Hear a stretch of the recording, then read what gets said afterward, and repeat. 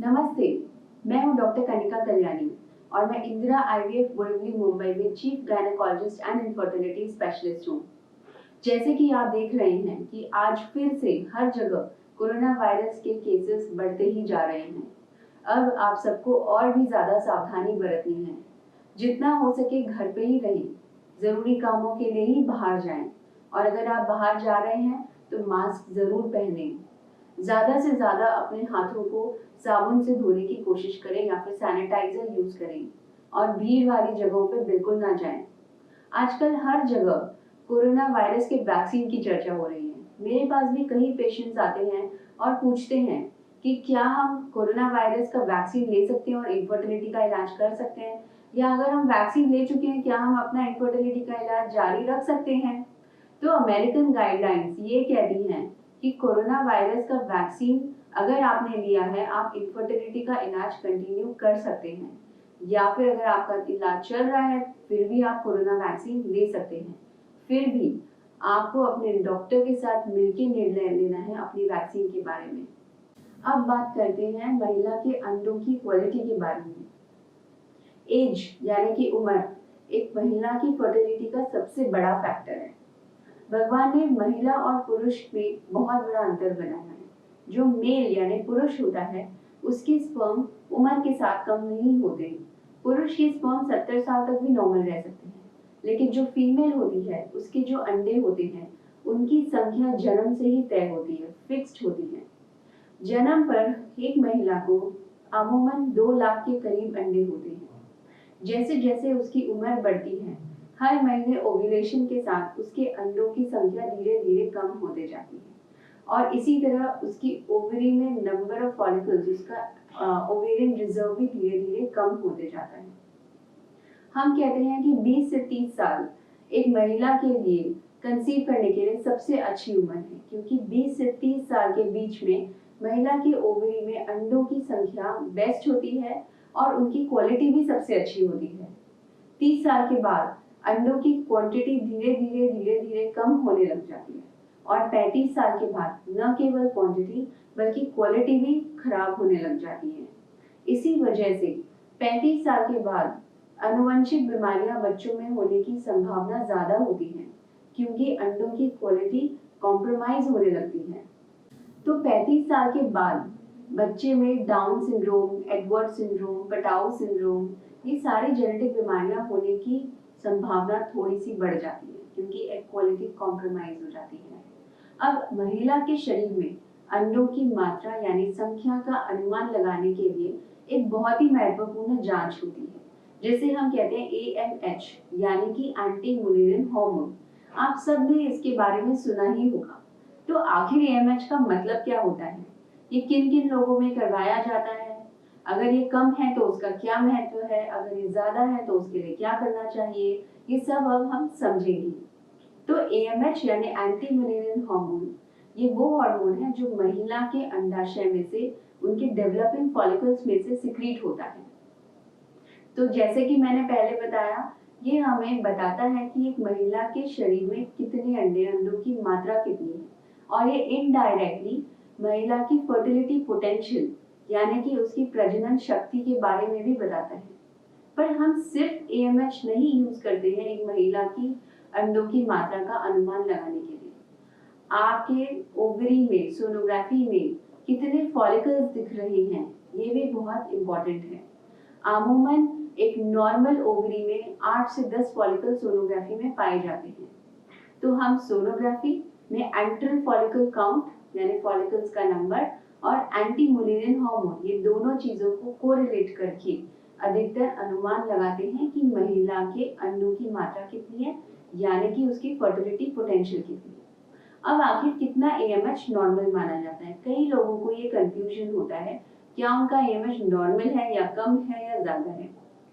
तो अधिकतर 1.5 से 3 के बीच में हम AMH को नॉर्मल मानते हैं।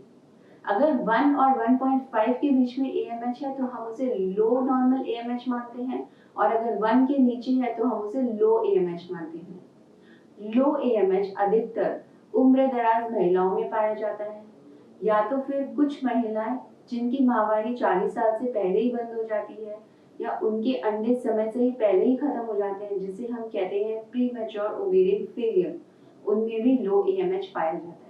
और लो एएमएच का एक और महत्वपूर्ण कारण है एंडोमेट्रियोसिस, यानी कि चॉकलेट सिस्ट।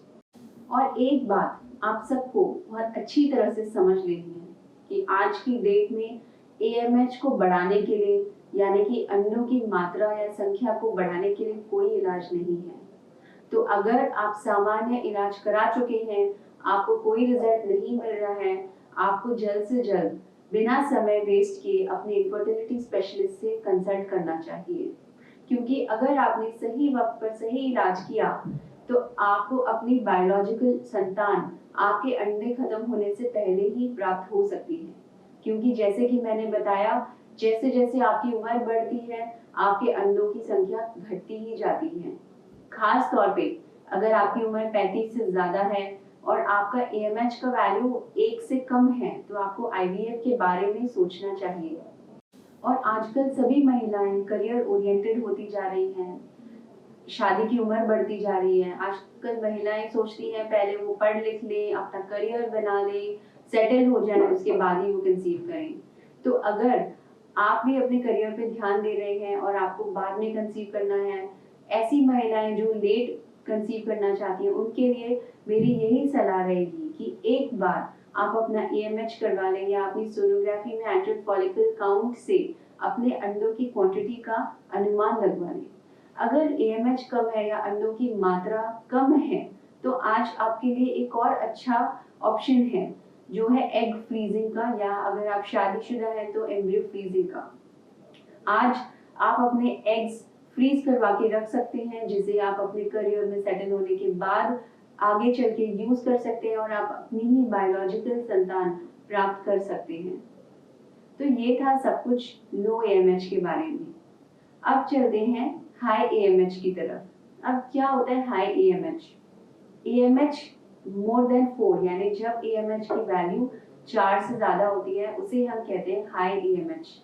अधिकतर high AMH polycystic ovarian syndrome या पॉलीसिस्टिक ओवेरियन डिजीज ऐसी महिलाओं में पाया जाता है जिन महिलाओं की ओवरीज में फॉलिकल्स का नंबर बहुत ज्यादा होता है, कभी कभी 15 से 20 से 22 25 तक रहता है।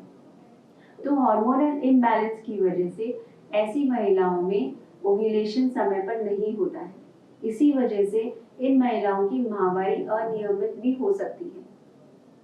तो अगर आपका एएमएच 4 से ज्यादा है या आपको पॉलीसिस्टिक ओवेरियन डिजीज है, तो आपको अपने इनफर्टिलिटी स्पेशलिस्ट के पास जाना चाहिए। क्योंकि पॉलीसिस्टिक ओवरीज में कभी कभी महिला को कंसीव करने में दिक्कत आ सकती है और ऐसी महिलाओं में कभी कभी एग क्वालिटी भी खराब हो सकती है, जिसकी वजह से मिसकैरेज का भी चांस हो सकता है। तो आप ओव्यूलेशन इंडक्शन के लिए ट्राई कर सकते हैं, नेचुरल प्लानिंग जिसे हम कहते हैं, और आप आईयूआई भी करवा सकते हैं। तो मेरा आप सबसे एडवाइस ये है कि अगर आप कंसीव करना चाह रहे हैं और आप नहीं कर पा रहे हैं, तो आप जरूर किसी इनफर्टिलिटी स्पेशलिस्ट के पास जाएं और अपने अंडों की मात्रा का, यानी अपने अंडों की क्वांटिटी का, अपनी फर्टिलिटी पोटेंशियल का जरूर अनुमान लगवाएं। आप पता लगवाएं, क्योंकि इनफर्टिलिटी के इवैल्यूएशन में ये एक बहुत ही महत्वपूर्ण जांच है। अगर आपका एएमएच लो भी है तो आप घबराएं नहीं, क्योंकि आज आईवीएफ में इतनी अच्छी टेक्निक्स हो गई हैं, आज स्टिमुलेशन की इंजेक्शंस इतनी अच्छी आ गई हैं कि एएमएच 0.1 0.2 वाले भी अपने ही एग से संतान प्राप्ति कर सकते हैं। और अगर आपका एएमएच ज्यादा है, 4 से ज्यादा है, तो भी आप घबराएं नहीं। अगर आपको पॉलीसिस्टिक ओवरीज है तो भी आप घबराएं नहीं, पर सही समय पे सही इलाज लें। पॉलीसिस्टिक ओवरीज है तो आप आईयूआई के द्वारा प्रेगनेंसी के लिए कोशिश कर सकते हैं, क्योंकि आपकी माहवारी नियमित नहीं है, आपका ओव्यूलेशन टाइम पर नहीं हो रहा है। आप एक डॉक्टर से संपर्क करके ओव्यूलेशन के टाइम पे, सही टाइम पे आईयूआई करवा सकते हैं। तो आज एएमएच कम हो या एएमएच ज्यादा हो, हर चीज का इलाज है। अगर एएमएच कम है और आप कंसीव बाद में करना चाहते हैं, तो आपके पास एग फ्रीजिंग या एम्ब्रियो फ्रीजिंग का भी ऑप्शन है। तो घबराने की बात नहीं है, लेकिन सही समय पे सही इलाज लेना बहुत जरूरी है। Thank you.